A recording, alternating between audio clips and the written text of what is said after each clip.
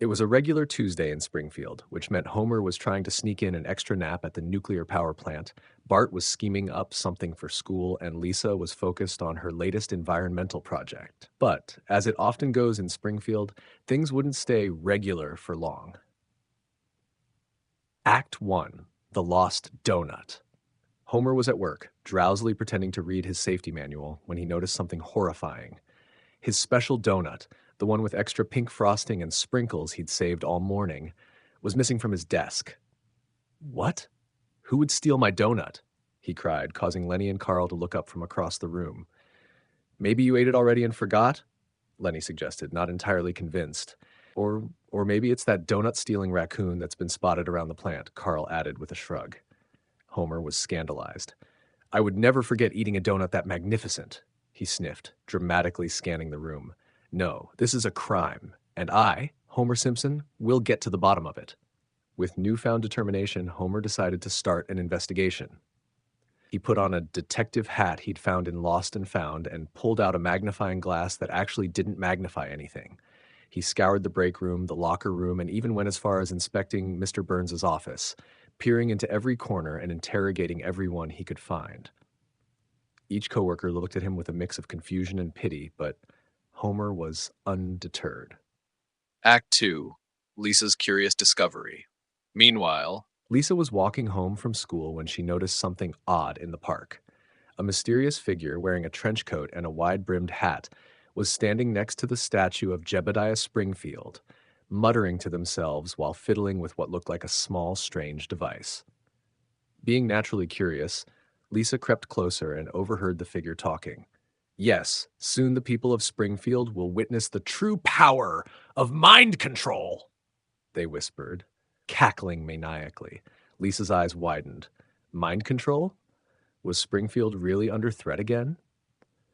Without a moment to lose, she decided to follow the figure at a safe distance, determined to find out who they were and what they were planning. Act 3. Bart's Prank Gone Wrong. Bart, meanwhile, was working on a prank at school that was supposed to be his best yet. He'd set up a bucket of shaving cream to fall on Principal Skinner's head as he walked down the hall. But, as he hid around the corner waiting to watch his plan unfold, he noticed something strange. A custodian he didn't recognize was poking around the lockers, glancing around suspiciously. Bart, always intrigued by suspicious behavior, forgot his prank entirely and began to tail the custodian.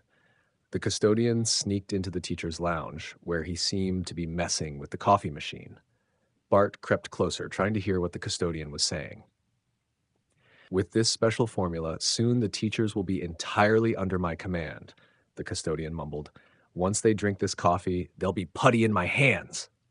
Bart nearly gasped aloud. Mind control coffee? This was Springfield-level weirdness at its best. He had to tell someone. As he slipped out of the teacher's lounge, he bumped straight into Milhouse. Milhouse, we've got a crisis. Some guy is trying to mind control the teachers with coffee, Bart whispered, barely able to contain his excitement. Whoa, Milhouse said, his eyes wide. That's intense. Should we tell Principal Skinner? No way. This is our mystery to solve, Bart replied, thrilled by the idea of playing detective. Act 4. The Mystery Deepens. That evening, the Simpson family gathered at the dinner table where Homer was ranting about his lost donut. And the worst part is, I even checked Burns's secret snack drawer and still nothing, Homer wailed. Lisa, looking troubled, finally spoke up. Dad, I think there might be something going on in Springfield beyond just your donut. I saw a strange person at the park talking about mind control. Bart's eyes lit up. No way, I heard someone at school talking about mind control too. What if they're all connected? Marge, concerned, looked from Bart to Lisa. Oh, you kids, always getting into adventures. I'm sure it's nothing serious, but mind control? That does sound odd. Homer, initially focused on his donut, suddenly became very interested. Mind control? You mean someone's planning to control the entire town? His eyes narrowed. I bet it's that weasel Mr. Burns. He'd do anything to get us working even harder for less pay. The family agreed to get to the bottom of it, and that night they each set out to follow their own leads. Lisa searched through town records to see if she could find any mysterious visitors. Bart and Milhouse sneaked around Springfield Elementary looking for clues, and Homer dragged Lenny and Carl back to the plant, convinced they'd find his donut thief and possibly uncover the mind control culprit at the same time. Act 5. After a night of investigation, the family finally met up the next morning to share their findings at the park. Just as they were piecing together their clues, a crowd started gathering around the Jebediah Springfield statue. The mysterious figure Lisa had seen was back, and he was holding a remote control. "Citizens of Springfield," the figure cried, pulling off his hat to reveal. "Comic book guy?" The crowd gasped in confusion. "Yes, it is I, Jeff Albertson. I have grown tired of your disregard for true comic book culture, and I have invented a device to make you all as obsessed as I am. Behold my mind control device." He clicked the remote, but instead of the dramatic reaction he expected, the device only sputtered and fizzled. The crowd stood in awkward silence, and Homer loudly complained, "So this isn't about my donut?" Comic book guy looked defeated.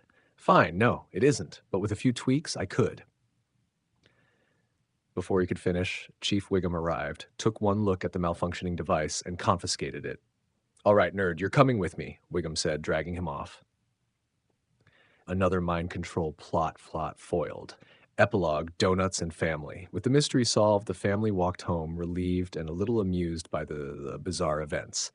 As they reached the house, Marge pulled Homer aside.